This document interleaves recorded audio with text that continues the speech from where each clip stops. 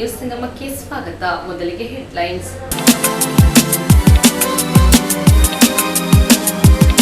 ಕುಶಾಲನಗರ ಪಟ್ಟಣದ ಶ್ರೀ ಸುಬ್ರಹ್ಮಣ್ಯ ಸ್ವಾಮಿಯ ದೇವಾಲಯದಲ್ಲಿ ನಾಗರ ಪಂಚಮಿ ಹಬ್ಬದ ಅಂಗವಾಗಿ ವಿಶೇಷ ಪೂಜೆ ಸಲ್ಲಿಸಲಾಯಿತು. ಕುಶಾಲನಗರ ಪಟ್ಟಣದ ಕನ್ನಡ ಭಾರತಿ ಪದವಿ ಪೂರ್ವ ಕಾಲೇಜಿನಲ್ಲಿ ಕನ್ನಡ ಸಿರಿ ಸ್ನೇಹ ಬಳಗದ ವತಿಯಿಂದ ಮಾಧ್ಯಮಗಳ ಪಾತ್ರ ವಿಚಾರಗೋಷ್ಠಿ ಆಯೋಜಿಸಲಾಗಿತ್ತು. ಕೆಆರ್ಪೇಟೆ ತಾಲೂಕಿನ ಬೂಕನಕೆರೆ ಹೋಬಳಿ ಮಟ್ಟದ ಹಿರಿಯ ಪ್ರಾಥಮಿಕ ಶಾಲೆಗಳ ವಿದ್ಯಾರ್ಥಿಗಳಿಗೆ ಕ್ರೀಡಾಕೂಟ ಆಯೋಜಿಸಲಾಗಿತ್ತು.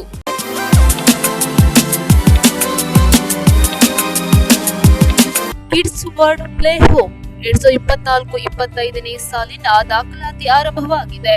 2 ವರ್ಷದಿಂದ 5 ವರ್ಷದೊಳಗಿನ ಮಕ್ಕಳನ್ನ ಇಲ್ಲಿ ಸೇರಿಸಬಹುದಾಗಿದ್ದು ಎಲ್ಲ ಸೌಲಭ್ಯಗಳನ್ನ ಒಳಗೊಂಡಿದೆ. ಸಮಯ ಬೆಳಗ್ಗೆ 9:30ರಿಂದ ಮಧ್ಯಾಹ್ನ 3:30ರವರೆಗೆ. ಹೆಚ್ಚಿನ ಮಾಹಿತಿಗಾಗಿ ಸಂಪರ್ಕಿಸಿ ಸೋಮೇಶ್ವರ ದೇವಾಲಯದ ರಸ್ತೆ 4ನೇ ಬ್ಲಾಕ್, ಬಸವೇಶ್ವರ ಟ್ರೇಡರ್ಸ್ ಎದುರು, ಕುಶಾಲನಗರ. ಮೊಬೈಲ್ ಸಂಖ್ಯೆ 9538412301. ಕುಶಾಲನಗರ ಪಟ್ಟಣದ ಕನ್ನಡ ಭಾರತಿ ಪದವಿ ಪೂರ್ವ ಕಾಲೇಜಿನಲ್ಲಿ ಕನ್ನಡ ಸಿರಿ ಸ್ನೇಹ ಬಳಗದ ವತಿಯಿಂದ ಕರ್ನಾಟಕ ಸುವರ್ಣ ಸಂಭ್ರಮ ಕಾರ್ಯಕ್ರಮದ ಅಂಗವಾಗಿ ಮಾಧ್ಯಮಗಳ ಪಾತ್ರ ವಿಚಾರಗೋಷ್ಠಿ ಆಯೋಜಿಸಲಾಗಿತ್ತು. ಕುಶಾಲನಗರ ತಾಲೂಕಿನ ಪಟ್ಟಣದ ಕನ್ನಡ ಭಾರತಿ ಪದವಿ ಪೂರ್ವ ಕಾಲೇಜಿನಲ್ಲಿ ಕನ್ನಡ ಸಿರಿ ಸ್ನೇಹ ಬಳಗ ಇವರ ಸಂಯುಕ್ತಾಶ್ರಯದಲ್ಲಿ ಕರ್ನಾಟಕ ಸುವರ್ಣ ಸಂಭ್ರಮ ಅಂಗವಾಗಿ ಏಕೀಕರಣದಲ್ಲಿ ಮಾಧ್ಯಮಗಳ ಪಾತ್ರ ವಿಚಾರಗೋಷ್ಠಿ ಕಾರ್ಯಕ್ರಮವನ್ನು ಹಮ್ಮಿಕೊಳ್ಳಲಾಗಿತ್ತು. ಕಾರ್ಯಕ್ರಮದ ಉದ್ಘಾಟನೆಯನ್ನ ಜೆಸಿ ವಲಯ 14ರ ಅಧ್ಯಕ್ಷರಾದ ಎಂಡಿ ರಂಗಸ್ವಾಮಿ ಅವರು ಗಿಡಕ್ಕೆ ನೀರು ಹಾಕುವ ಮೂಲಕ ಚಾಲನೆಯನ್ನು ನೀಡಿದರು. ಕಾರ್ಯಕ್ರಮದ ಅಧ್ಯಕ್ಷತೆಯನ್ನ ಕನ್ನಡ ಭಾರತಿ ಪದವಿ ಪೂರ್ವ ಕಾಲೇಜಿನ ಪ್ರಾಂಶುಪಾಲರಾದ ಡಾಕ್ಟರ್ ನಾಗೇಂದ್ರ ಸ್ವಾಮಿ ವಹಿಸಿದ್ದರು. ಕನ್ನಡ ಸಿರಿ ಸ್ನೇಹ ಬಳಗ ಹಾಗೂ ನಿಕಟಪೂರ್ವ ಅಧ್ಯಕ್ಷರಾದ ಲೋಕೇಶ್ ಸಾಗರ್ ಜಿಎಸ್ ರವರು ವಾಸ್ತವಿಕ ನುಡಿಗಳನ್ನಾಡಿದರು. ಮುಖ್ಯ ಭಾಷಣಕಾರರಾಗಿ ಡಾಕ್ಟರ್ ಜಿಎಸ್ ಸೋಮಣ್ಣ, ಸಾಹಿತಿಗಳು ಹಾಗೂ ನಿವೃತ್ತ ಪ್ರಾಂಶುಪಾಲರು ಪದವಿ ಪೂರ್ವ ಕಾಲೇಜು ಬಾಳೆಲೆ ಇವರು ವಹಿಸಿದ್ದರು. ಇದೇ ಸಂದರ್ಭದಲ್ಲಿ ಕನ್ನಡ ಸಿರಿ ಸ್ನೇಹ ಬಳಗದ ಅಧ್ಯಕ್ಷರಾದ ಬಿಎಸ್ ಲೋಕೇಶ್ ಸಾಗರ್ ಹಾಗೂ ನಿವೃತ್ತ ಪ್ರಾಂಶುಪಾಲರಾದ ಮತ್ತು ಸಾಹಿತಿಗಳಾದ ಡಾಕ್ಟರ್ ಜಿಎಸ್ ಸೋಮಣ್ಣ, ಪತ್ರಕರ್ತರ ಸಂಘದ ಅಧ್ಯಕ್ಷರಾದ ಚಂದ್ರಮೋಹನ್, ಕುಶಾಲನಗರ ಪ್ರೆಸ್ ಕ್ಲಬ್ ಅಧ್ಯಕ್ಷರಾದ ಡಾಕ್ಟರ್ ಎಚ್ ಎಂ ರಘುಕೋಟಿ, ಕೊಡಗು ಪತ್ರಕರ್ತರ ಸಂಘದ ಅಧ್ಯಕ್ಷರಾದ ವಿಘ್ನೇಶ್ ಬೂತನ್ಕಾಟ್, ಕನ್ನಡ ಭಾರತಿ ಪದವಿ ಪೂರ್ವ ಕಾಲೇಜಿನ ಪ್ರಾಂಶುಪಾಲರಾದ ರುದ್ರಪ್ಪ ಕೆಎಸ್ ಕಾರ್ಯಕ್ರಮದ ವೇದಿಕೆಯಲ್ಲಿ ಉಪಸ್ಥಿತರಿದ್ದರು. ನಂತರ ಪತ್ರಿಕೋದ್ಯಮದಲ್ಲಿ ಸೇವೆ ಸಲ್ಲಿಸುತ್ತಿರುವ ಪತ್ರಕರ್ತರನ್ನ ಗುರುತಿಸಿ ಕನ್ನಡ ಸಿರಿ ಸ್ನೇಹ ಬಳಗದ ವತಿಯಿಂದ ಸನ್ಮಾನಿಸಲಾಯಿತು. ಈ 4-5 ಮಂದಿ ಹೋರಾಟದಲ್ಲ, ಎಲ್ಲಾ ಕ್ಷೇತ್ರದ ಜನಗಳು, ಶಿಕ್ಷಕರಾಗಿರ್ಬೋದು, ಸಾಹಿತಿಗಳಾಗಿರ್ಬೋದು, ಪತ್ರಕರ್ತರಾಗಿರ್ಬೋದು, ಇವರೆಲ್ಲರೂ ಕೂಡ ಒಂದೊಂದು ರೀತಿಯಲ್ಲಿ ಅವರದೇ ಶೈಲಿಯಲ್ಲಿ ಹೋರಾಟ ನಡೆಸಿ ಜೀವತ್ಯಾಗ ಮಾಡಿ ಉಪವಾಸ ಮಾಡಿ ಎಷ್ಟೋ ಜನ ಸತ್ತ ಮೇಲೆ ಅವರ ಸಾವಿನ ಮೇಲೆ ನಮಗೆ ಸ್ವಾತಂತ್ರ್ಯ ಸಿಕ್ಕಿದೆ, ನಮಗೆ ಏಕೀಕರಣ ಸಿಕ್ಕಿದೆ, ನಾವೆಲ್ಲ ಸ್ವತಂತ್ರರಾಗಿದ್ದೇವೆ, ನಾವೆಲ್ಲ ಒಂದು ಮಾತೃಭಾಷಿಕರಾಗಿದ್ದೇವೆ, ನಾವೇನು ಕನ್ನಡಿಗರಾಗಿ ನಾವು ಈ ಒಂದು ಕನ್ನಡ ಹಬ್ಬವನ್ನು ನಾವು ಆಚರಣೆ ಮಾಡ್ತಾ ಇದ್ದೇವೆ. ಇದು ನಮ್ಮ ಕರ್ನಾಟಕಕ್ಕೆ ಕರ್ನಾಟಕ ಅಂತ ಹೆಸರು ಬಂದು ಈ ವರ್ಷಕ್ಕೆ 50ನೇ ವರ್ಷ. ಇದು ಬಹಳ ಮುಖ್ಯವಾಗಿ 50ನೇ ವರ್ಷ. ನಿಮ್ಗೊಂದು ಗೊಂದಲ ಇರ್ಬೋದು, ನಿಮ್ಮ ಪ್ರಾಂಶುಪಾಲರೆಲ್ಲ ಹೇಳ್ಕೊಟ್ಟಿರ್ತಾರೆ, ಇದು ಸುವರ್ಣ ಕರ್ನಾಟಕ ಸುಮಾರು 2006ರಲ್ಲಿ ಆಯ್ತಲ್ಲ ಅಂತ. ಸುವರ್ಣ ಕರ್ನಾಟಕ 2006ರಲ್ಲಿ ಆಗಿದ್ದು ಏಕೀಕರಣ ರಾಜ್ಯಗಳ ವಿಂಗಡಣೆ ಆದಂಥ ಒಂದು 50ನೇ ವರ್ಷ.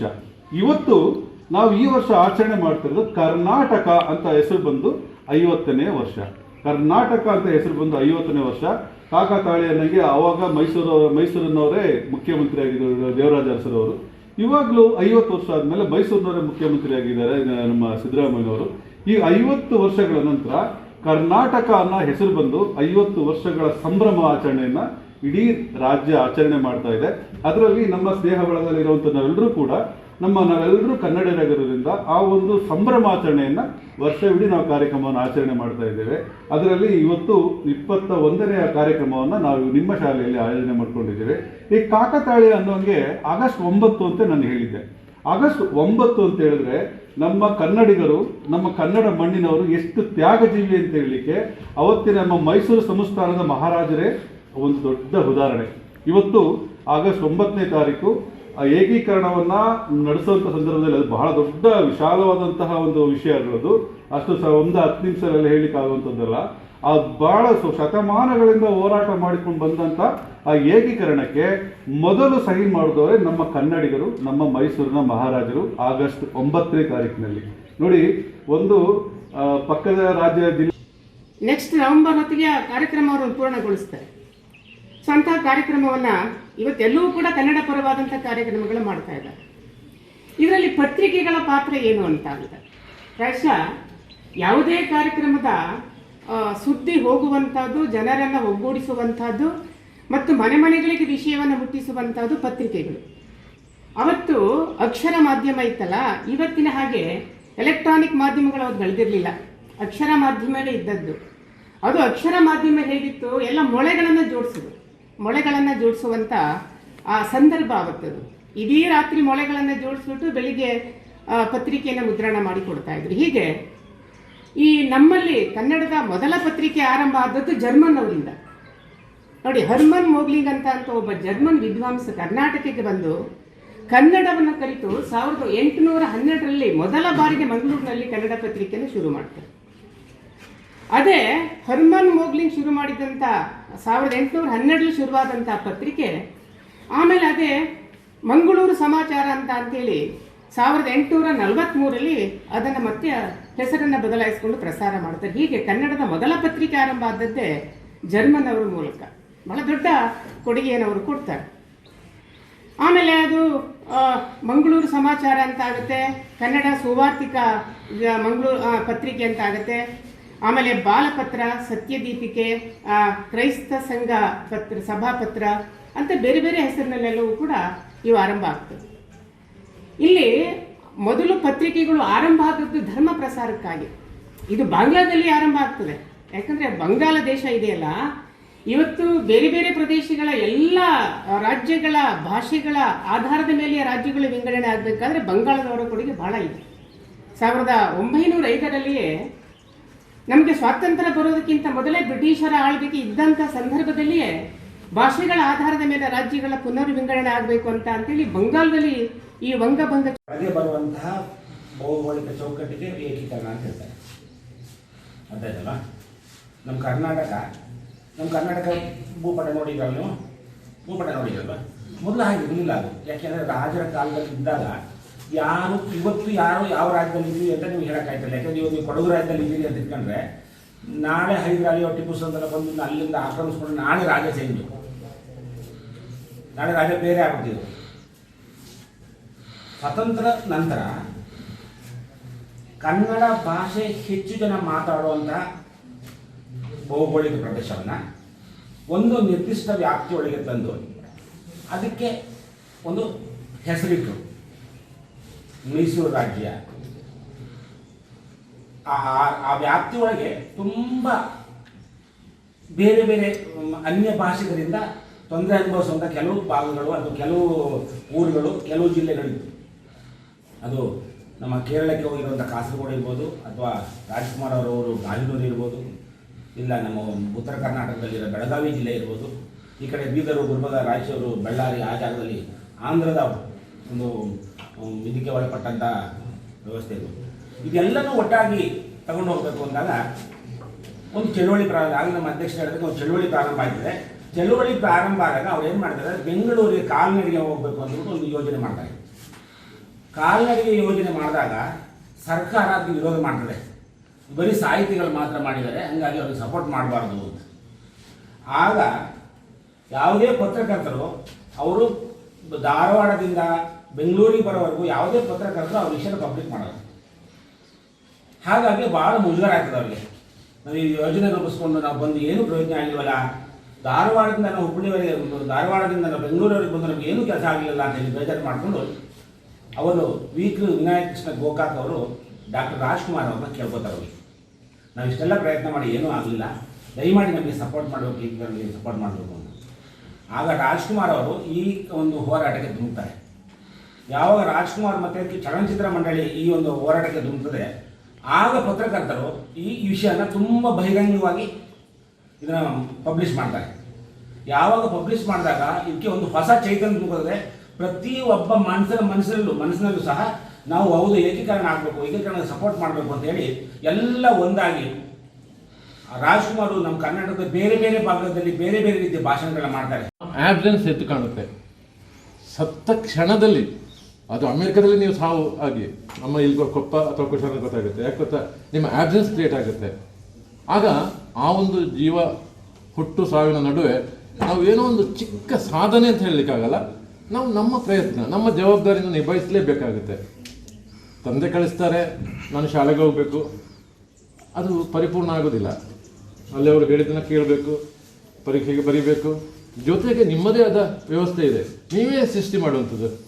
ಆಗ ಹೇಳಿದಂಗೆ ಕಾವೇರಿ ನದಿ ಅನ್ನೋದು ಸಾವಿರಾರು ವರ್ಷಗಳ ಹಿಂದಿನ ಆ ನದಿ ಹರಿತಾ ಇತ್ತು. ನಾವು ಅದರಲ್ಲಿ ಏನೋ ಕೆಲಸ ಮಾಡ್ಬೋದು, ಮಾಡ್ತಾ ಇದ್ದೀವಿ. ನಮ್ಮ ನಂತರ ಓದಿರುತ್ತೆ, ನೀವುಗಳು ಮಾಡಲೇಬೇಕಾಗುತ್ತೆ. ಪತ್ರಿಕೆ, ಈಗ ಹೇಳಿದಂಗೆ ಕನ್ನಡಪ್ರಭ 64 ವರ್ಷ, ಆ ಪತ್ರಿಕೆಯಲ್ಲಿ ನಾವು ಕೆಲಸ ಮಾಡ್ತಿದ್ದೀವಿ. ನಾವು ಹುಟ್ಟೋ ಮೊದಲಿದ್ದ ಪತ್ರಿಕೆಯಲ್ಲಿ ಕೆಲಸ ಮಾಡಿ ನಂತರ ಕೂಡ ಅದಿರುತ್ತೆ, ಅದು ನಂತರ ಯಾರೋ ಕೆಲಸ ಮಾಡಲೇಬೇಕಾಗುತ್ತೆ. ಅಥವಾ ಶಕ್ತಿ 67 ವರ್ಷ, ನಾವು ಇರಲಿಲ್ಲ, ಇದ್ದಾಗ ನಮಗೊಂದು ಅವಕಾಶ ಕೊಟ್ಟಿದ್ದಾರೆ. ಸಂಯುಕ್ತ ಕರ್ನಾಟಕ ಆಗಲೇ ಇರೋಂಗೆ 90 ಹತ್ರ ಹೋಗ್ತಾ ಉಂಟು, ಅದರೊಳಗೆ ನಾವಿದ್ದೀವಿ. ಎಂಥ ಜವಾಬ್ದಾರಿ. ಈಗ ನೀವು ಈ ಕಟ್ಟಡ ನಿಮ್ಮದಲ್ಲ, ಈ ಕಟ್ಟಡ ಕಟ್ಕೊಟ್ಟಿದ್ದಾರೆ, ಇದರೊಳಗೆ ನೀವಿದ್ದೀರಾ. ನೀವೇನೋ ಸಾಧನೆ ಮಾಡಬೇಕು, ಆ ಸಾಧನೆ ಮೂಲಕ ಈ ಕಟ್ಟಡಕ್ಕೆ ಬೆಲೆ ಕೊಡಬೇಕು, ಆ ಮೂಲಕ ಸಂಸ್ಥೆಗೆ ದೊಡ್ಡ ಒಂದು ಹೌದು ನಿಮ್ಮ ಪ್ರತಿಭೆ ಆ ರೀತಿ. ಇವತ್ತು ನೋಡಿ, 100 ಗ್ರಾಮ್ ಕಡಿಮೆ ಆಗಿದ್ದಕ್ಕೆ ಒಬ್ಬರ ಹೆಸರು ಇಡೀ ಪ್ರಪಂಚದಲ್ಲಿ ಎಲ್ಲರೂ ಮಾತಾಡ್ತಾರೆ. ಶಾಲೆಗೆ ಹೋಗೋದವರು ಕೂಡ ಅವರ ಬಗ್ಗೆ ಮಾತಾಡ್ತಾರೆ. ಯಾಕೆ? ಸಾಧನೆ. ಅದು 100 ಗ್ರಾಮ್ದು ವಿಷಯ ಅಲ್ಲ, ಅವರೇನೋ ಸಾಧನೆ ಮಾಡ್ಲಿಕ್ಕೆ ಹೋದಾಗ ಅಲ್ಲಿ ಚಿಕ್ಕ. ನ್ಯೂಸ್ ಸಂಗಮಕ್ಕಾಗಿ doctor H M Raghukoti, Kushalanagar. Kushalanagar ಪಟ್ಟಣದ ಶ್ರೀ ಸುಬ್ರಹ್ಮಣ್ಯ ಸ್ವಾಮಿಯ ದೇವಾಲಯದಲ್ಲಿ ಶ್ರೀ ನಾಗರ ಪಂಚಮಿ ಹಬ್ಬದ ಅಂಗವಾಗಿ ವಿಶೇಷ ಪೂಜೆ ನಡೆಯಿತು. ಕೊಡಗು ಜಿಲ್ಲೆಯ ಕುಶಾಲನಗರ ತಾಲೂಕಿನ ಪಟ್ಟಣದ ವ್ಯಾಪ್ತಿಯಲ್ಲಿರುವ ಶ್ರೀ ಸುಬ್ರಹ್ಮಣ್ಯ ಸ್ವಾಮಿಯ ದೇವಾಲಯದಲ್ಲಿ ಶ್ರೀ ನಾಗಪಂಚಮಿ ಹಬ್ಬದ ಅಂಗವಾಗಿ ಬೆಳಗಿನಿಂದ ವಿಶೇಷ ಪೂಜಾ ಕಾರ್ಯಕ್ರಮಗಳು ಅರ್ಥಪೂರ್ಣವಾಗಿ ನೆರವೇರಿದವು. ನಾಗನ ವಿಗ್ರಹಕ್ಕೆ ಹಾಲು, ಮೊಸರು, ಎಳನೀರು ಹಾಗೂ ಪಂಚಾಮೃತಗಳಿಂದ ಅಭಿಷೇಕಗಳನ್ನು ನೆರವೇರಿಸಿದರು.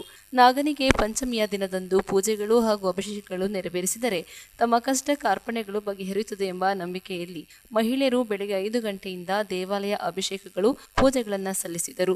ಅರ್ಚಕರ ಸಮ್ಮುಖದಲ್ಲಿ ವೇದ ಮಂತ್ರಗಳನ್ನು ಜಪಿಸಿ ಮಹಾಮಂಗಳಾರತಿಯನ್ನು ಮಾಡಿದರು. ನೆರವೇರಿದ ಭಕ್ತಾದಿಗಳು ಶ್ರೀ ಸುಬ್ರಹ್ಮಣ್ಯ ದೇವರ ದರ್ಶನವನ್ನ ಮಾಡಿ ಕಣ್ಣು ತುಂಬಿಕೊಂಡು ಪಾವನರಾದರು.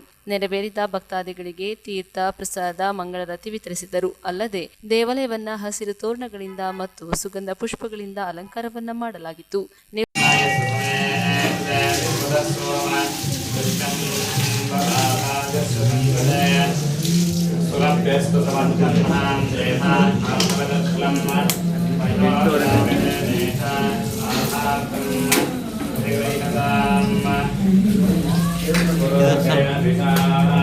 ಸಂಗಮಕ್ಕಾಗಿ ಓಂ ಶಿಹನಿ, ಕುಶಾಲನಗರ.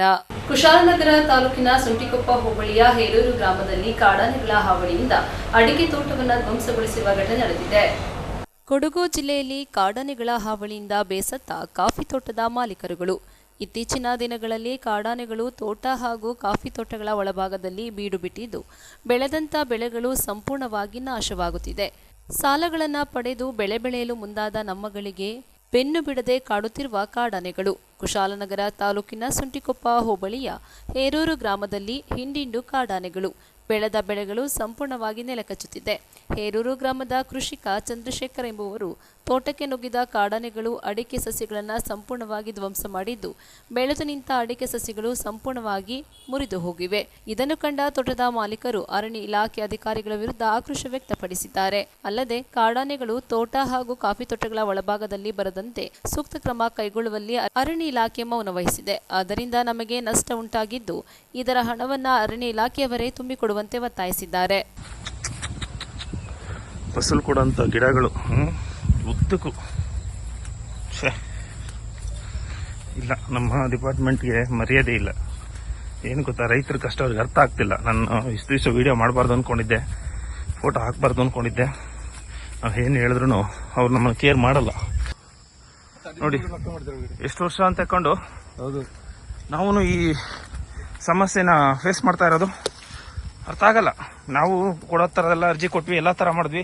ದಯವಿಟ್ಟು ಇನ್ನಾದರೂ ಫಾರೆಸ್ಟ್ ಡಿಪಾರ್ಟ್ಮೆಂಟ್ ಅರ್ಥ ಮಾಡ್ಕೊಳ್ಳಿ ಅಂತ ಕೇಳ್ಕೊತೀನಿ. ಈ ಗ್ರೂಪಲ್ಲಿ ಎಲ್ಲರೂ ಇದ್ದಾರೆ, ಎಲ್ಲ ಜೀವಂತವಾಗಿದ್ದೀರಾ. ಡಿಪಾರ್ಟ್ಮೆಂಟ್ ಅವರು ಈ ಗ್ರೂಪಲ್ಲಿ ಇರೋರು ಜೀವಂತವಾಗಿದ್ದೀರಾ. ರೈತರನ್ನ ಅರ್ಥ ಮಾಡ್ಕೊಳ್ಳಿ.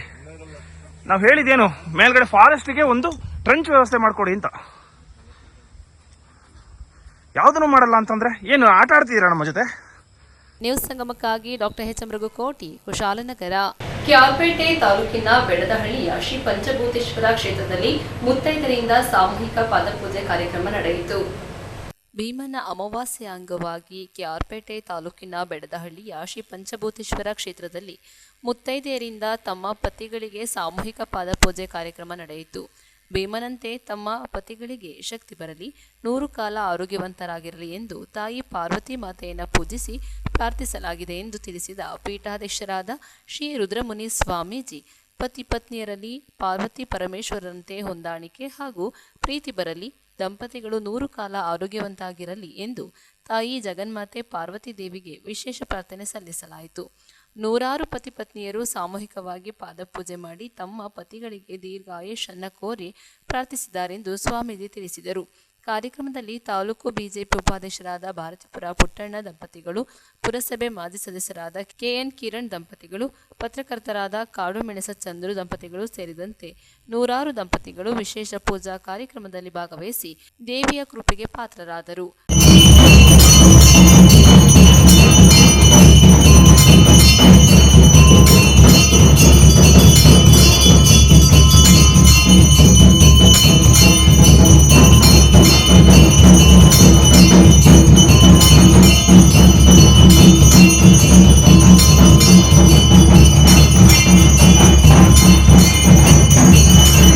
ಜೊತೆಯಾಗಿ ಬಂದು ಇವತ್ತು ಏನು ಪತಿ ಸಂಜೀವಿನಿ ಅನ್ನೋ ಇವತ್ತು ಪೂಜೆಯನ್ನು ಅಥವಾ ಇವತ್ತು ಈ ದಿನ ಇರ್ತಕ್ಕಂಥ ಎಲ್ಲ ಕಳತ್ರಗಳನ್ನು, ಸಂಕಷ್ಟಗಳನ್ನು, ದರಿದ್ರಗಳನ್ನು ಕಳೀಲಿ, ನಮ್ಮಲ್ಲಿರ್ತಕ್ಕಂಥ ಯಾವುದೇ ದೋಷ ಇದ್ದರೂ ಇವತ್ತು ಪಾದಪೂಜೆ ಮಾಡಿ ಈ ಒಂದು ಕ್ಷೇತ್ರದಲ್ಲಿ ಗುರುವಿನ ಮುಖಾಂತರ, ಯಾಕೆಂದರೆ ಪಾರ್ವತಿ ಪರಮೇಶ್ವರರ ಜ್ಯೋತಿರ್ ಅಮಾವಾಸ್ಯೆ ಅಥವಾ ಜ್ಯೋತಿರ್ ಪೂಜೆ ಅಥವಾ ಭೀಮನ ಅಮಾವಾಸ್ಯೆ ಅನ್ನೋ ಒಂದು ಸಂಕಲ್ಪವನ್ನು ಇವತ್ತು ದಿನ ಈ ಒಂದು ಮಠದಲ್ಲಿ ಅಥವಾ ಕ್ಷೇತ್ರದಲ್ಲಿ ಈ ಕಾರ್ಯಕ್ರಮವನ್ನು ಹಮ್ಮಿಕೊಂಡಿದ್ವಿ. ಈ ದಿನ ಎಲ್ಲ ಸಕಲ ಸುತ್ತಮುತ್ತ ಕೇರ್ಪೇಟೆ, ಬೆಂಗಳೂರಿನಿಂದ ಸುತ್ತಮುತ್ತ ಇರ್ತಕ್ಕಂಥ ಎಲ್ಲ ಭಕ್ತರು ಇವತ್ತು ಆಗಮಿಸಿದ್ದಾರೆ. ಇದೇ ರೀತಿ ಮುಂದಿನ ದಿನಗಳಲ್ಲಿ ನಡೀತಕ್ಕಂಥ ಪೂಜಾ ಕೈಂಕಾರ್ಯಗಳಲ್ಲಿ ಎಲ್ಲರೂ ಸೇರಿ ಒಗ್ಗೂಡಿ ಇವತ್ತು ನಡೀತಕ್ಕಂಥ ಪೂಜೆ ಮತ್ತು ಅನ್ನದಾಸೋಹ ಮತ್ತು ಅಭಿಷೇಕ ಎಲ್ಲದಕ್ಕೂ ಕೈ ಜೋಡಿಸಿ ಮಠದಲ್ಲಿ ಆಗುವಂಥ ಎಲ್ಲ ಅಭಿವೃದ್ಧಿ ಕಾರ್ಯಗಳಿಗೆ ನಿಮ್ಮ ಸಹಕಾರ ಮತ್ತು ಇದೇ ರೀತಿ ಇರಲಿ, ಭಗವಂತನ ಆಶೀರ್ವಾದ ಎಲ್ಲರಿಗೂ ಸಿಗಲಿ ಅಂತ ಹೇಳ್ತೀವಿ. ಈ ದಿನದ ಪೂಜಾ ಕೈಂಕಾರ್ಯಗಳನ್ನು ವಹಿಸಿದ ಎಲ್ಲ 150 ಜೋಡಿಗಳಿದ್ದು ಆ ಒಂದು ಪುಣ್ಯ ಅವ್ರಿಗೆ ಸಿಗಲಿ ಅಂತ ಭಗವಂತನಲ್ಲಿ ಬೇಡ್ತಾ ನನ್ನ ಮಾತುಗಳನ್ನ ಮುಗಿಸ್ತಾ ಇದ್ದೀನಿ. ಜೈ. ನ್ಯೂಸ್ ಸಂಗಮಕ್ಕಾಗಿ ಡಾಕ್ಟರ್ ಕೆಆರ್ ನೀಲಕಂಠ, ಕೆಆರ್ಪೇಟೆ. ಮೈಸೂರಿನ ಕೊಡಗು ಗೌಡ ಸಮಾಜ ಹಾಗೂ ಕೊಡಗು ಮತ್ತು ದಕ್ಷಿಣ ಕನ್ನಡ ಮಹಿಳಾ ಸಮಾಜದ ವತಿಯಿಂದ ಆಟಿಗೌಜಿ ಕಾರ್ಯಕ್ರಮ ಹಮ್ಮಿಕೊಳ್ಳಲಾಗಿತ್ತು. ಪ್ರತಿಯೊಂದು ಸಮುದಾಯಗಳು ತಮ್ಮ ಸಂಸ್ಕೃತಿಗೆ ಸಂಬಂಧಪಟ್ಟ ಕಾರ್ಯಕ್ರಮಗಳನ್ನು ನಡೆಸುವಾಗ ಯುವ ಪೀಳಿಗೆಗೆ ಕೆಲವು ಸ್ಪರ್ಧೆಗಳನ್ನು ಏರ್ಪಡಿಸುವ ಮೂಲಕ ಅವರಲ್ಲಿ ಸಂಸ್ಕೃತಿಯ ಬಗ್ಗೆ ಜ್ಞಾನ ಮತ್ತು ಜಾಗೃತಿಯನ್ನು ಮೂಡಿಸುವ ಅವಶ್ಯಕತೆ ಇದೆ ಎಂದು ಮೈಸೂರು ಗೌಡ ಸಮಾಜದ ನಿಕಟಪೂರ್ವ ಅಧ್ಯಕ್ಷರಾದ ತೋಟಂಬೈಲು ಮನೋಹರ್ ಅಭಿಪ್ರಾಯಪಟ್ಟರು. ಮೈಸೂರಿನ ಕೊಡಗು ಗೌಡ ಸಮಾಜ ಹಾಗೂ ಕೊಡಗು ಮತ್ತು ದಕ್ಷಿಣ ಕನ್ನಡ ಮಹಿಳಾ ಸಮಾಜಗಳ ಸಂಯುಕ್ತ ಆಶ್ರಯದಲ್ಲಿ ಆಯೋಜಿಸಲಾಗಿದ್ದ ಆಟಿಗೌಜಿ ಸಮಾರಂಭದಲ್ಲಿ ಮುಖ್ಯ ಅತಿಥಿಯಾಗಿ ಪಾಲ್ಗೊಂಡು ಮಾತನಾಡಿದರು. ವರ್ಷದಿಂದ ವರ್ಷಕ್ಕೆ ಕಾರ್ಯಕ್ರಮಗಳಲ್ಲಿ ವೈವಿಧ್ಯತೆ ಮತ್ತು ಶ್ರೇಷ್ಠತೆಯನ್ನ ಕಾಯ್ದುಕೊಂಡು ಯುವಜನರನ್ನ ಆಕರ್ಷಿಸಬೇಕು ಎಂದರು. ಸಮಾರಂಭದಲ್ಲಿ ಭಾಗವಹಿಸಿದ್ದ ರಂಗಾಯಣ ಕಲಾವಿದೆ ಹಾಗೂ ಕೊಡಗು ಮತ್ತು ದಕ್ಷಿಣ ಕನ್ನಡ ಮಹಿಳಾ ಸಮಾಜದ ನಿಕಟಪೂರ್ವ ಅಧ್ಯಕ್ಷೆ ಗೀತಾ ಮೋಂಟಡ್ಕ ಮಾತನಾಡಿ, ಕೊಡಗು ಮತ್ತು ದಕ್ಷಿಣ ಕನ್ನಡ ಗೌಡ ಸಮುದಾಯಗಳ ಸಂಸ್ಕೃತಿಯಲ್ಲಿ ಅನ್ಯೂನ್ಯತೆ ಇದ್ದರೂ ಆಯಾ ಪರಿಸರಕ್ಕೆ ಸಂಬಂಧಪಟ್ಟಂತೆ ಕೆಲವು ಬದಲಾವಣೆಗಳಿವೆ. ಆದರೆ ಪ್ರತಿಯೊಂದು ಆಚರಣೆಯ ಹಿಂದೆಯೂ ಒಂದೊಂದು ಹಿನ್ನೆಲೆ ಇರುತ್ತದೆ. ಅಂತಹ ಆಚರಣೆಗಳನ್ನು ಮುಂದುವರೆಸಿಕೊಂಡು ಹೋಗುವುದು ಎಲ್ಲರ ಜವಾಬ್ದಾರಿ ಎಂದರು. ಮೈಸೂರು ಮಾಜಿ ನಗರ ಪಾಲಿಕೆ ಸದಸ್ಯರಾದ ಶ್ರೀಧರ್ ಮಾತನಾಡಿ, ಕೊಡಗಿನ ಗೌಡರ ಶಿಸ್ತು, ಸಂಸ್ಕೃತಿ, ಸಂಪ್ರದಾಯಗಳನ್ನು ಕೊಂಡಾಡಿದರು. ಸಮಾರಂಭದ ಅಧ್ಯಕ್ಷತೆಯನ್ನ ಕೊಡಗು ಗೌಡ ಸಮಾಜದ ಅಧ್ಯಕ್ಷರಾದ ಕುಂಬಾರನ ಬಸಪ್ಪ ವಹಿಸಿದ್ದು, ಮಾತನಾಡಿದ ಅವರು, ಇಂದಿನ ಪೀಳಿಗೆಗೆ ನಮ್ಮ ಆಚಾರ, ವಿಚಾರ, ಕೃಷಿ ಚಟುವಟಿಕೆ, ಪರಿಸರ ಇವುಗಳ ಬಗ್ಗೆ ಕನಿಷ್ಠ ಜ್ಞಾನ ಮೂಡಿಸುವ ಉದ್ದೇಶದಿಂದ ಇಂತಹ ಕಾರ್ಯಕ್ರಮ ಹಮ್ಮಿಕೊಳ್ಳಲಾಗಿದೆ ಎಂದರು. ವೇದಿಕೆಯಲ್ಲಿ ಕೊಡಗು ಗೌಡ ಸಮಾಜದ ಕಾರ್ಯದರ್ಶಿ ಪೊನ್ನೆಟ್ಟಿನಂದ, ಕೊಡಗು ಮತ್ತು ದಕ್ಷಿಣ ಕನ್ನಡ ಗೌಡ ಮಹಿಳಾ ಸಮಾಜದ ಅಧ್ಯಕ್ಷರಾದ ನಡುವಟ್ಟೀರ ಗೀತ ಲಕ್ಷ್ಮಣ, ಕಾರ್ಯದರ್ಶಿ ಕುಂಟುಪುಣಿ ಶೀಲಾ ಉಪಸ್ಥಿತರಿದ್ದರು. ಮೈಸೂರು ಕೊಡಗು ಗೌಡ ಸಮಾಜದ ನಿರ್ದೇಶಕರಾದ ಪಟ್ಟಡ ಶಿವಕುಮಾರ್ ಸ್ವಾಗತಿಸಿ, ಕೊಡಗು ಮತ್ತು ದಕ್ಷಿಣ ಕನ್ನಡ ಮಹಿಳಾ ಸಮಾಜದ ನಿರ್ದೇಶಕಿ ಶಂಕರನ ಶ್ಯಾಮಲಾ ದೇವಯ್ಯ ಕಾರ್ಯಕ್ರಮ ನಿರೂಪಿಸಿದರು. ಸಮಾಜದ ಉಪಾಧ್ಯಕ್ಷರಾದ ಕುದುಪಜೆ ಚಂದ್ರಶೇಖರ್ ವಂದಿಸಿದರು. ಆಟಿ 18ರ ಪ್ರಯುಕ್ತ 18 ಆಹಾರ ಮಳಿಗೆಗಳನ್ನು ತೆರೆಯಲಾಗಿದ್ದು, ಅದರಲ್ಲಿ ಆಟಿ ತಿಂಗಳಿನಲ್ಲಿ ಬಳಸುವ ವೈವಿಧ್ಯಮಯ ತಿಂಡಿ ತಿನಿಸುಗಳ ಪ್ರದರ್ಶನ ಮತ್ತು ಮಾರಾಟ ವ್ಯವಸ್ಥೆ ಮಾಡಲಾಗಿದ್ದು, 18 ಮಳಿಗೆಗಳಿಗೆ 18 ಗೋತ್ರಗಳ ಹೆಸರನ್ನು ಇಡಲಾಗಿತ್ತು. ಪ್ರತಿ ಮಳಿಗೆಗಳ ಮುಂದೆ ಜನರು ಸಂಭ್ರಮದಿಂದ ತಮಗಿಷ್ಟ ಬಂದ ಆಹಾರವನ್ನು ಸೇವಿಸಿ ಸಂಭ್ರಮಿಸಿದರು. ಅಲ್ಲದೆ ಕೊಡಗಿನಲ್ಲಿ ಮಳೆಗಾಲದಲ್ಲಿ ಸಿಗುವ ಪದಾರ್ಥಗಳನ್ನು ಮಾರಾಟಕ್ಕೆ ಇಟ್ಟಿದ್ದು, ಜನರು ತಾಮುಂದು ಎಂದು ಖರೀದಿಸಿ ಕೊಂಡೊದ್ದರು. ಮತ್ತು ದಕ್ಷಿಣ ಕನ್ನಡ ಮಹಿಳಾ ಸಂಘದವು ನಮ್ಮ ನಿಕಟಪೂರ್ವ ಆಡಳಿತ ಮಂಡಳಿಗೆ ಒಂದು ಮನವಿನ ಸಲ್ಲಿಸಿದೋ. ನಾವು ಈ ವರ್ಷದಿಂದ ಆಟಿಗೋಜಿ ತಿಲಕದ ಕಾರ್ಯಕ್ರಮನ ಮಾಡ್ತಾವಳೋ. ಸೊ ನೀವು ಈ ವಿಚಾರದಲ್ಲಿ ನಮ್ಮ ಜೊತೆ ಸಹಕರಿಸುತ್ತೆ. ನಮ್ಮ ನಿಕಟಪೂರ್ವ ಅಧ್ಯಕ್ಷರಾದಂಥ ತೋಟಮೇಲ್ ಮನೋಹರಣ್ಣನವು ಮತ್ತು ನಮ್ಮ ಆಡಳಿತ ಮಂಡಳಿ ಎಲ್ಲ ಸದಸ್ಯರು ಇವರ ಈ ಒಂದು ಪ್ರಪೋಸಲ್ಗೆ ಒಪ್ಪಿ 2023ರಲ್ಲಿ ಒಂದು ಚೊಚ್ಚಲ ಆಟಿಗೌಜಿ 23ರ ಆಚರಣೆ ಮಾಡೋದು ನಮ್ಮ ಮೊದಲ ಪ್ರಯತ್ನ. ನಮ್ಮ ನಿರೀಕ್ಷೆಗೆ ಮೀರಿ ನಮ್ಮ ಬಾಂಧವ ಬಂದು ನಮ್ಮ ಅಕ್ಕಂದರು ತಯಾರು ಮಾಡಿದಂಥ ಎಲ್ಲ ಆಟಿ ತಿಂಗಳ ಖಾದ್ಯಗಳನ್ನು ಸವಿದು ನಮಗೆ ಪ್ರೋತ್ಸಾಹ ನೀಡಿದ್ರು. ಆ ಒಂದು ನಿಟ್ಟಿನಲ್ಲಿ ಈ ವರ್ಷ ಕೂಡ ಈ ಒಂದು ಕಾರ್ಯಕ್ರಮ ನಾವು ಮುಂದುವರಿಸಿಕೊಂಡು ಹೋಗ್ತಾವಳ. ಈ ಒಂದು ಆಟಿಗೌಜಿ 2024ರ ಹೆಂಗೆ ಆಚರಿಸಬೇಕು, ಇದು ನಿಮ್ಮೆಲ್ಲರ ಸಂಸಾರದ ಒಂದು ಹಬ್ಬ. ಹಾಗಾಗಿ ನಾವು ಹೊರಗಡೆಯಿಂದ ಯಾರು ಅತಿಥಿಗಳನ್ನು ಕರೆಯೋದು ಬೇಡ. ಈ ಒಂದು ಭವ್ಯ ಭವನದ ನಿರ್ಮಾಣಕ್ಕೆ, ಈ ನೂತನ ಸಭಾಂಗಣದ ನಿರ್ಮಾಣಕ್ಕೆ ನಮ್ಮ ನಿಕಟಪೂರ್ವ ಅಧ್ಯಕ್ಷರಾದ ತೋಟಮೇಲ್ ಮನೋಹರಣ್ಣ ಮತ್ತೆ ಆಡಳಿತ ಮಂಡಳಿ ಸದಸ್ಯರೆಲ್ಲರೂ ಶ್ರಮಪಟ್ಟು ಈ ಒಂದು ಭವ್ಯವಾದ ಸಭಾಂಗಣ ನಿರ್ಮಾಣ ಮಾಡಲು ಅವೇ ಇದಕ್ಕೆ ಸೂಕ್ತ. ಜೊತೆಗೆ ಕೊಡಗು ಮತ್ತು ದಕ್ಷಿಣ ಕನ್ನಡ ಮಹಿಳಾ ಸಮಾಜನ ಮುನ್ನಡೆಸಿ ಸಾಕಷ್ಟು ಅಭಿವೃದ್ಧಿ, ಸಾಕಷ್ಟು ಪ್ರೋಗ್ರಾಮ್ಗಳನ್ನು ಮಾಡಿದಂಥ ನಮ್ಮ ದೇವಜನ ಗೀತಕ್ಕ ನಾವು ಇದರ ಉದ್ಘಾಟನೆ ಮಾಡೋದು ಸೂಕ್ತ ಅಂತೇಳಿ ನಮ್ಮ ಜಂಟಿ ಮಾಸಿಕ ಸಭೆಯಲ್ಲಿ ಒಂದು ಪ್ರಪೋಸಲ್ನ ಮಂಡನೆ ಮಾಡೋದು. ಪ್ರತಿಯೊಬ್ಬರು ಕೂಡ ಒಕ್ಕಲಿನಿಂದ ಈ ಒಂದು ಪ್ರಪೋಸಲ್ನ ಆಕ್ಸೆಪ್ಟ್ ಮಾಡೋದು. ಹಾಗಾಗಿ ನಾವು ನಮ್ಮ ಕುಟುಂಬದವರನ್ನೇ ಇಂದು ನಾವು ಮುಖ್ಯ ಅತಿಥಿಗಳಾಗಿ ಈ ಒಂದು ಉದ್ಘಾಟನೆ ಸಮಾರಂಭಕ್ಕೆ ಆಹ್ವಾನ ಮಾಡೋಣ. ನಿಮಗೆಲ್ಲ ಗೊತ್ತಿರೋಂಗೆ ಈಗ ಆಲ್ರೆಡಿ ನಿಮ್ಮನ್ನೆಲ್ಲ ಸ್ವಾಗತ ಕೋರಿದಂಥ ಪಟ್ಟಣ ಶಿವಕುಮಾರಣ್ಣ ವಿಚಾರ ಹೇಳಲು ಆಟಿಗೌಜಿ ವಿಶೇಷವಾಗಿ ಯಾಕೆ ಇಲ್ಲಿ ಆಚರಿಸ್ತಾಳೆ ಅಂತ ಹೇಳಿದ್ರೆ, ನಾವೆಲ್ಲ ಉದ್ಯೋಗ ಅರಸಿ ವ್ಯಾಪಾರಕ್ಕೋಸ್ಕರ ಬೇರೆ ಬೇರೆ ಸ್ಥಳಗಳಿಗೆ ಬಂದು ನಾವು ಇಲ್ಲಿ ನಮ್ಮ ಬದುಕನ್ನು ಕಟ್ಟಿಕೊಂಡಳು. ಹಾಗೆ ಮೈಸೂರು ಕೂಡ ನಾವು ಸಾಕಷ್ಟು ಮಂದಿ ಇಲ್ಲಿ ಬಂದು ನಮ್ಮ ಬದುಕನ್ನು ಕಟ್ಟಿಕೊಂಡಳು.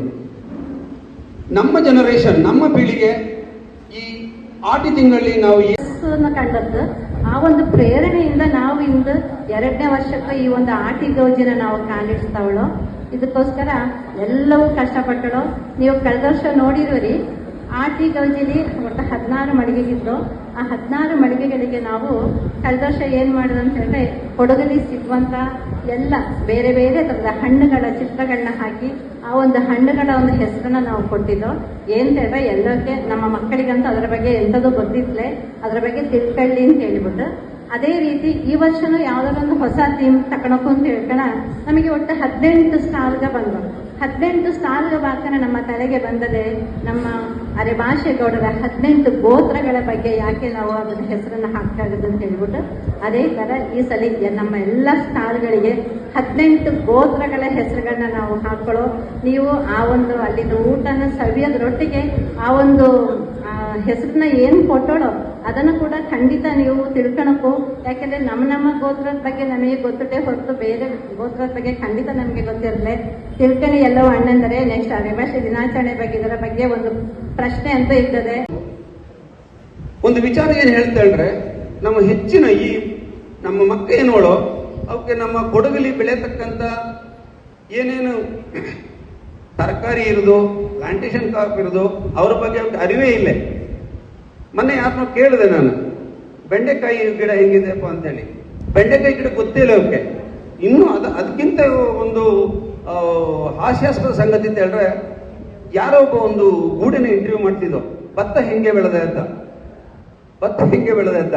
ಅವಳು ಹೇಳ್ದ ಆನ್ಸರ್ ಏನಂತ ಹೇಳಿದ್ರೆ, ಬುಡಲಿ ಬೆಳೆದದೆ. ಇನ್ನೂ ಸಾಕಷ್ಟು ಮಂದಿ ಹೇಳೋಕ್ಕೂ ಅಷ್ಟೇ ಹೇಳ್ತಾರೆ, ಟೈಮ್ ಇಲ್ಲ ನಮಗೆ. ಅದು ಏನಂತ ಹೇಳಿದ್ರೆ ಗಿಡದ ಬುಡಲಿ ಬೆಳೆದ ಅಲ್ಲಿಂದ ನಾವು ತಗೊಂಡ್ಬಾರ್ದು ಅಂತ ಹೇಳಿ. ನೋಡಿ, ನಮ್ಮ ಮುಂದಿನ ಪೀಳಿಗೆ ಯಾವ ರೀತಿ ಹಿಂದೆ ನಮ್ಮ ಪೂರ್ವಜರು ನಡ್ಸ್ಕೊಂಡು ಬಂದಂತರ ನಾವು ಮರೆತು ಬಿಟ್ಟೋಳು ಅಂತ ಹೇಳಿದ್ರೆ ನಿಜವಾಗ್ಲೂ ಹಾಸ್ಯಾಸ್ಪದನೆ. ಈ ಒಂದು ಸದುದ್ದೇಶನ ಇಟ್ಟುಕೊಂಡು ನಾವು ಆಟಿಗೌಜಿನ ಇಲ್ಲಿ ಪ್ರಾರಂಭ ಮಾಡಿ, ಇದರಲ್ಲಿ ಮುಖ್ಯವಾಗಿ ನಾನು ಮತ್ತೊಂದ್ಸರಿ ಒತ್ತಿ ಹೇಳನೆ, ನಮ್ಮ ಮಹಿಳಾ ಸಮಾಜದ ಪಾತ್ರ ಇದು ತುಂಬ ದೊಡ್ಡದು. ನಾವು ಅವಕ್ಕೆ ಫೆಸಿಲಿಟೇಟರ್ ಆಗಿ ಇಲ್ಲಿ ಕೆಲಸ ಮಾಡ್ತಾಳೆ ಅಷ್ಟೇನೆ. ಅವರ ಒಂದು ಪಾತ್ರ ತುಂಬ ಭಾರಿ ಉಂಟು. ಮತ್ತೆ ನಂಗೊಂದು ಒಂದು ವಿಶೇಷ ಏನಂತ ಹೇಳಿದ್ರೆ, ಪ್ರತಿಯೊಬ್ಬರು ಕೂಡ ಹೆಚ್ಚಿನವರು ಕೊಡೋದ್ರಿಂದ ಪದಾರ್ಥಗಳನ್ನ ತಳಿಸಿ ಇಲ್ಲಿ ಅವರ ಮನೆಗಳಲ್ಲಿ ಅಡಿಗೆ ಮಾಡಿ, ಅಕ್ಕಂದರು ಮಾತ್ರ ಅಲ್ಲ ಅಣ್ಣಂದರು ಕೂಡ ಅವರ ಹಿಂದೆ ಅವಳು, ಅಣ್ಣಂದ್ರು ಇಲ್ಲದ್ರೆ ಅಕ್ಕಂದರು ಅಷ್ಟೆಲ್ಲ ಮಾಡಿಕೆ ಆದ್ರೆ, ಬಟ್ ಏನಂತ ಹೇಳಿದ್ರೆ ಅವರ ಮುತುವರ್ಜಿ ಉಂಟಲ್ಲ, ಅವರ ಮುತುವರ್ಜಿ ಆ ಒಂದು ರಿಸ್ಕ್ ತಗೊಂಡು ಈ ಒಂದು ಅಡಿಗೆ ಮಾಡಿಕೆ ಬಂದು ಅತಿ ಕಡಿಮೆ ಬೆಲೆಯಲ್ಲಿ ಯಾವುದೇ ಒಂದು ಲಾಭದ ಆಸೆ ಇಲ್ಲದೆ ನಮ್ಮ ಎಲ್ಲ ಜನಾಂಗದಕ್ಕೆ ಅದರ ಒಂದು ಉಣಬಡಿಸಿಕೊಳ್ಳುವಂಥ ಹೇಳುವಂಥ ಉದ್ದೇಶದಿಂದ ನಮಗೆ ಸಹಕಾರ ಮಾಡಿ, ಹೋದ ವರ್ಷ ನಮಗೆ 16 ಮಳಿಗೆ ಇತ್ತು, ಈ ವರ್ಷ 18 ಮಳಿಗೆ, ಅದಕ್ಕಿಂತ ಜಾಸ್ತಿ ಅವ್ರು ತಂದ್ಕೊಂಡಿದ್ದು. ಹೋದ ಸರಿ ಮಳೆಗಿಟ್ಟ ಒಂದಿಬ್ಬರು ಅವರ ಪರ್ಸನಲ್ ಪ್ರಾಬ್ಲಮ್ಗೋಸ್ಕರ ಅವು ಬ್ಯಾಕ್ಔಟ್ ಆದರೂ ಕೂಡ ಈ ಸರಿ ಸಾಕಷ್ಟು ವೆರೈಟಿ ಖಾದ್ಯಗಳನ್ನ ನಿಮಗೆ ಗೊತ್ತು. ನಮಗೆ ನಮ್ಮ ಹೆಚ್ಚಿನ ನಮ್ಮ ಸಮಾಜದ ಅಭಿಮಾನಿ, ಹಾಗೆ ಮಾಜಿ ನಗರ ಪಾಲಿಕೆ ಸದಸ್ಯರು, ಹಾಗೆ ನಮ್ಮ ರಾಜ್ಯ ಒಕ್ಕಲಿಗರ ಸಂಘದ ಒಬ್ಬ ಡೈರೆಕ್ಟರ್, ಅದು ಅಲ್ಲದೆ ಸಾಕಷ್ಟು ಸಂಸ್ಥೆಗಳಲ್ಲಿ ದುಡಿತಾ ಇರುವಂಥ ಶ್ರೀಧರವೇ, ಹಾಗೆ ಸಮಾಜದ ಸೆಕ್ರೆಟರಿ ಆದಂಥ ಪುನಟಿ ನಂದನವೇ, ಮತ್ತು ಸೆಕ್ರೆಟರಿ ಕುಂಟಪ್ಪ ಸಿಲ್ನವೇ, ಹಾಗೆ ಎಲ್ಲ ನನ್ನ ಕುಲ ಬಾಂಧವರೇ, ಇನ್ನು ಭಾರಿ ಖುಷಿಯಾದೆ. ಗಂಟೆ 12 ಇನ್ನು ನಿಮಗೆ ಕೆಲಸ ಶುರುವಾಗ್ತು. ಈ ಸಂದರ್ಭದಲ್ಲಿ ಎಷ್ಟು ಸಂಖ್ಯೆಯ ಜನ ಸೇರೋಳ್ರಿ. ನಂಗೆ ಇನ್ನೂ ಖುಷಿ ಅಂತ ಹೇಳಿದ್ರೆ, ನಮ್ಮವರು ಕೊಡುಗೆ ಮರಗೋಡಿಂದ ನಮ್ಮ ಪುಷ್ಪವೇಣಿಯವರು ಬಂದೋಳು, ಪುಷ್ಪವೇಣಿಯವರು ಅಂತ ಹೊಡೆದಂಗೆ ಪುಷ್ಪವೇಣಿಯವರು, ಅವು ವಿದ್ಯಾಸಂಘದ ಡೈರೆಕ್ಟರ್ ಮಡಿಕೇರಿ, ಅವ್ರಿಗೆ ಸ್ವಾಗತವನ್ನು ಬಯಸೋಣ. ಹಾಗೆ ಜಯಂಡಾಣೆಯಿಂದ ನಮ್ಮ ಬಿಡಿಯನ ಲಕ್ಷ್ಮಣರು ಬಂದೋಳು, ಅವ್ರಿಗೂ ಕೂಡ ಸ್ವಾಗತವನ್ನು ಬಯಸ್ತಾ, ಸಮಯ ಅವಕಾಶ ಬರೀ ಕಡಿಮೆ ಇಟ್ಟು ನಾವು ಈಗ ಮುಂದುವರ್ಸಕ್ಕೂ ಒಂದೆರಡು ಮಾತುಗಳನ್ನ ಹೇಳುದು ಅಂತ ಹೇಳಿದ್ರೆ, ಕಳೆದ ವರ್ಷ ಅದೇ ಎಲ್ಲೋ ಹೇಳಿ ಅವ್ರಿಗೆ ಹೇಳ್ದೇನೆ ನಾನು ರಿಪೀಟ್ ಮಾಡೋಕ್ಕೂ ಮೇಡ್ ಎನ್ ಅಟೆಂಪ್ಟ್. ಯಾಕಂತ ಹೇಳಿದ್ರೆ ಇದೇ ಸಂದರ್ಭದಲ್ಲಿ ಬೆಂಗಳೂರು ಗೌಡ ಸಮಾಜದಲ್ಲಿ ಒಂದು 4-5 ವರ್ಷದ ಬಾರಿ ಅರ್ಥಪೂರ್ಣವಾಗಿ ಹೇಳಿಕಲ್ಲ ಅವರದೇ ಒಂದು ಸ್ಟೈಲ್ ನಡೆಸ್ತಾವಳು. ಹಾಗೆ ಮಡಿಕೇರಿ ಗೌಡ ಸಮಾಜದ 1-2 ವರ್ಷ ನಡೆಸ್ತಾವಳು.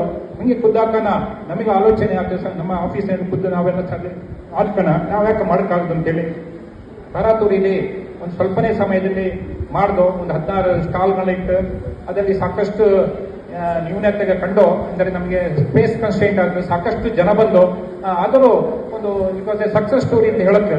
ಅದನ್ನ always we learn from the mistakes ಅಂತ. ಹಂಗೆ ಈಗಿನ ಆಡಳಿತ ಮಂಡಳಿ ಅಲ್ಲಿ ಯಾವ ನ್ಯೂನತೆ ಇತ್ತು ಅದನ್ನ ನಿವಾರಿಸಿಕೊಂಡು 2 ಹಾಲ್ ಉಪಯೋಗಿಸಿಕೊಂಡು ಹಾಗೆ ಸವಿಸ್ತರವಾಗಿ ಎಲ್ಲರಿಗೂ ಓಡಾಡಿ ಏನು ತೊಂದರೆ ಇಲ್ಲ, ನಿಂತುಕೊಂಡು ಕುತ್ಕೊಂಡು ಎಲ್ಲ ಸಾಕಷ್ಟು ಖಾದ್ಯಗಳನ್ನು ಸವಿಯುವಂತ ಒಂದು ವ್ಯವಸ್ಥೆನ ಮಾಡಿವಳು. ಅದಕ್ಕೋಸ್ಕರ ನಾನು ಆಡಳಿತ ಮಂಡಳಕ್ಕೆ ಎಲ್ಲರ ಪರವಾಗಿ ಅಭಿನಂದನೆ ಸಲ್ಲಿಸ್ತಾವಳೆ. ಹಂಗೆ ನಮ್ಮ ಮಹಿಳೆಗ 18 ಸ್ಟಾಲ್ ಮೇಯಿಸೋಳು, 18 ಸ್ಟಾಲ್. ಒಂದು ವಾರದಿಂದ ಊರಿಂದ ಸಾಮಾನುಗಳು ತಂದು ಈಗ ಮಾಡಿ ಸಾಕಷ್ಟು ವ್ಯವಸ್ಥೆಗಳನ್ನ ಮಾಡಿ ಇಲ್ಲಿ ನಮಗೆ ಇದು ಖಾದ್ಯಗಳನ್ನ ವ್ಯವಸ್ಥೆಗಳನ್ನ ಮಾಡೋಳು. ಅದೇ ತರದಲ್ಲಿ ಒಂದು ವಿಷಯ ನಾನು ಹೇಳಿಕಾದೆ, ಅದಕ್ಕೆ ಕಾಸ್ಟ್ ಆಫ್ ರಿಪಿಟೇಷನ್. ಒಬ್ಬ ನಮ್ಮಲ್ಲಿ ಒಳ ಅಂತ ಗೊತ್ತಲೆ ಯಮುನಾ ಕೆಳಗಡೆ ಯಮುನಾ ಅವ ಒಂದು ವಿಶೇಷ ವ್ಯಕ್ತಿ. ಕಳೆದ ವರ್ಷ ನನಗೆ 2 ಸ್ಟಾಲ್ ಇಟ್ಟು ಸಾಕಷ್ಟು ವಸ್ತುಗಳ ಪ್ರದರ್ಶನ ಮಾಡೋದು, ಎಲ್ಲವೂ ಸೇಲ್ ಆದ್ರೆ. ಹಂಗೆ ಅವು ಒಂದು working woman. So nothing is everything is possible. ಅದಕ್ಕೆ ಹೇಳ್ತಾರೆ, ಅದು busy man has got time for everything ಹೇಳೋದಕ್ಕೆ ಅವೇ ಉದಾಹರಣೆ. ಈ ವರ್ಷನೂ ಕೂಡ 2 ಸ್ಟಾಲ್ ತಗೊಂಡು ಅವರ ಲೀಸ್ಟ್ ನೋಡ್ರೆ ನಿಜಕ್ಕೂ ಇಷ್ಟು ಸಾಧನೆ ಮಾಡುವಂತ ಆದೆ ಅಂತ ಅನಿಸಿದೆ. ಅದನ್ನು ಮಾಡಲು ಅವಕ್ಕೂ ಕೂಡ ಎಲ್ಲರ ಪರವಾಗಿ ಒಂದು ಅಭಿನಂದನೆ ಸಲ್ಲಿಸ್ತಾವಳೆ ನಾನು. ಸೊ ಹಂಗೆ ಈಗ 2 ವರ್ಷ ಮೇ ಬಿ ನೆಕ್ಸ್ಟ್ ಇಯರ್ಗೆ ಇದೊಂದು ಸ್ಟೀರಿಯೋ ಟೈಪ್ ಯಾವುದು ನಾವು ಅಡುಗೆ ಮಾಡೋದು, ಊಟ ಮಾಡೋದು, ಹೋಗುವಂಥದ್ದು. ಅದಕ್ಕೆ ನನ್ನೊಂದು ಸಣ್ಣ ಒಂದು ಸಜೆಷನ್, ನಾವೊಂದು ಬದಲಾವಣೆಯನ್ನು ನೋಡಬೇಕು. ಬದಲಾವಣೆ ಅಂತ ಹೇಳಿದ್ರೆ ಇದರ ಆಟಿ ದಿನದ ಪ್ರಾಮುಖ್ಯತೆಯನ್ನು, ಆಟಿ ತಿಂಗಳ ಪ್ರಾಮುಖ್ಯತೆಯನ್ನು ಮುಂದೆ ಇಟ್ಟುಕೊಂಡು ನಾವು ಸ್ವಲ್ಪ ಎಜುಕೇಟಿವ್ ಅಥವಾ ಅದರ ಬಗ್ಗೆ ಹಾಕಿ ಪ್ರಾಮುಖ್ಯತೆ ಬಗ್ಗೆ ಭಾಷಣ ಸ್ಪರ್ಧೆಯೋ ಅಥವಾ ಒಂದು ಭಾಷಣ. ನ್ಯೂಸ್ ಸಂಗಮಕ್ಕಾಗಿ ದುಗ್ಗಳಸ್ತಾನಂದ ನಾಪೋಕ್ಲು. ಕ್ಯಾರ್ಪೇಟೆ ತಾಲೂಕಿನ ಬೂಕನಕೆರೆ ಹೋಬಳಿ ಮಟ್ಟದ ಹಿರಿಯ ಪ್ರಾಥಮಿಕ ಶಾಲೆಗಳ ವಿದ್ಯಾರ್ಥಿಗಳಿಗೆ ಕ್ರೀಡಾಕೂಟ ಆಯೋಜಿಸಲಾಗಿತ್ತು. ದೈಹಿಕ ಹಾಗೂ ಮಾನಸಿಕ ಆರೋಗ್ಯ ಸಂವರ್ಧನೆಗೆ ಕ್ರೀಡೆಯು ಸಂಜೀವಿನಿಯಾಗಿದೆ ಎಂದು ಸಮಾಜ ಸೇವಕ ರಾಜ್ಯ ಆರ್ಟಿಒ ಅಧಿಕಾರಿಗಳ ಸಂಘದ ರಾಜ್ಯ ಅಧ್ಯಕ್ಷ ಮಲ್ಲಿಕಾರ್ಜುನ್ ತಿಳಿಸಿದರು. ಕ್ಯಾರ್ಪೇಟೆ ತಾಲೂಕಿನ ಬೂಕನಕೆರೆ ಹೋಬಳಿ ಮಟ್ಟದ ಹಿರಿಯ ಪ್ರಾಥಮಿಕ ಶಾಲೆಗಳ ವಿದ್ಯಾರ್ಥಿಗಳಿಗೆ ಆಯೋಜಿಸಿದ್ದ ಕ್ರೀಡಾಕೂಟವನ್ನು ಜ್ಯೋತಿ ಬೆಳಗಿಸಿ ಉದ್ಘಾಟನೆ ಮಾಡಿ ಮಾತನಾಡಿದರು. ಕ್ರೀಡಾ ಚಟುವಟಿಕೆಗಳಲ್ಲಿ ಸೋಲು ಗೆಲುವು ಸಾಮಾನ್ಯವಾದ ಪ್ರಕ್ರಿಯೆಯಾಗಿದೆ. ಸೋಲಿಗೆ ಹೆದರಿ ಪಲಾಯನವಾದವನ್ನ ಅನುಸರಿಸದೆ ಸೋಲನ್ನೇ ಗೆಲುವನ್ನಾಗಿಸಿಕೊಳ್ಳಲು ಪ್ರಾಮಾಣಿಕ ಪ್ರಯತ್ನ ಮಾಡಬೇಕೆಂದು ವಿದ್ಯಾರ್ಥಿಗಳಿಗೆ ಕಿವಿಮಾತು ಹೇಳಿದ ಮಲ್ಲಿಕಾರ್ಜುನ್, ಶಿಸ್ತು ವಿನಯವಂತಿಕೆಯನ್ನು ಮೈಗೂಡಿಸಿಕೊಂಡು ಪಾಠದ ಜೊತೆಗೆ ಸಾಂಸ್ಕೃತಿಕ ಹಾಗೂ ಕ್ರೀಡಾ ಚಟುವಟಿಕೆಗಳಲ್ಲಿ ತಮ್ಮನ್ನ ಸಮರ್ಪಣೆ ಮಾಡಿಕೊಂಡು ಸರ್ವಶ್ರೇಷ್ಠ ಸಾಧನೆ ಮಾಡಬೇಕೆಂದು ಕರೆ ನೀಡಿದರು. ತಾಲೂಕು ಕ್ರೀಡಾ ಸಂಯೋಜಕರಾದ ಪ್ರಭುಕುಮಾರ್, ತಾಲೂಕು ಪ್ರಾಥಮಿಕ ಶಾಲಾ ಶಿಕ್ಷಕರ ಸಂಘದ ಅಧ್ಯಕ್ಷರಾದ ಪದ್ಮೇಶ್, ತಾಲೂಕು ಪಂಚಾಯತ್ ಮಾಜಿ ಸದಸ್ಯೆ ಮೀನಾಕ್ಷಿ ಪುಟ್ಟರಾಜು, ತಾಲೂಕು ದೈಹಿಕ ಶಿಕ್ಷಕರ ಸಂಘದ ರವಿಕುಮಾರ್ ಸೇರಿದಂತೆ ಬೂಕನಕೆರೆ ಹೋಬಳಿಯ ಹಿರಿಯ ಪ್ರಾಥಮಿಕ ಶಾಲೆಗಳ ಶಿಕ್ಷಕರು ಹಾಗೂ ಮಕ್ಕಳ ಪೋಷಕರು ಹಾಗೂ ಕ್ರೀಡಾ ಅಭಿಮಾನಿಗಳು ನೂರಾರು ಸಂಖ್ಯೆಯಲ್ಲಿ ಭಾಗವಹಿಸಿದ್ದರು. ನ್ಯೂಸ್ ಸಂಗಮಕ್ಕಾಗಿ ಡಾಕ್ಟರ್ ಕೆಆರ್ ನೀಲಕಂಠ, ಕೆಆರ್ಪೇಟೆ. ಕೊನೆಯಲ್ಲಿ ಮತ್ತೊಮ್ಮೆ ಹೆಡ್ಲೈನ್ಸ್. ಕುಶಾಲನಗರ ಪಟ್ಟಣದ ಶ್ರೀ ಸುಬ್ರಹ್ಮಣ್ಯ ಸ್ವಾಮಿಯ ದೇವಾಲಯದಲ್ಲಿ ನಾಗರ ಪಂಚಮಿ ಹಬ್ಬದ ಅಂಗವಾಗಿ ವಿಶೇಷ ಪೂಜೆ ಸಲ್ಲಿಸಲಾಯಿತು. ಕುಶಾಲನಗರ ಪಟ್ಟಣದ ಕನ್ನಡ ಭಾರತಿ ಪದವಿ ಪೂರ್ವ ಕಾಲೇಜಿನಲ್ಲಿ ಕನ್ನಡ ಸಿರಿ ಸ್ನೇಹ ಬಳಗದ ವತಿಯಿಂದ ಮಾಧ್ಯಮಗಳ ಪಾತ್ರ ವಿಚಾರಗೋಷ್ಠಿ ಆಯೋಜಿಸಲಾಗಿತ್ತು. ಕೆಆರ್ಪೇಟೆ ತಾಲೂಕಿನ ಬೂಕನಕೆರೆ ಹೋಬಳಿ ಮಟ್ಟದ ಹಿರಿಯ ಪ್ರಾಥಮಿಕ ಶಾಲೆಗಳ ವಿದ್ಯಾರ್ಥಿಗಳಿಗೆ ಕ್ರೀಡಾಕೂಟ ಆಯೋಜಿಸಲಾಗಿತ್ತು.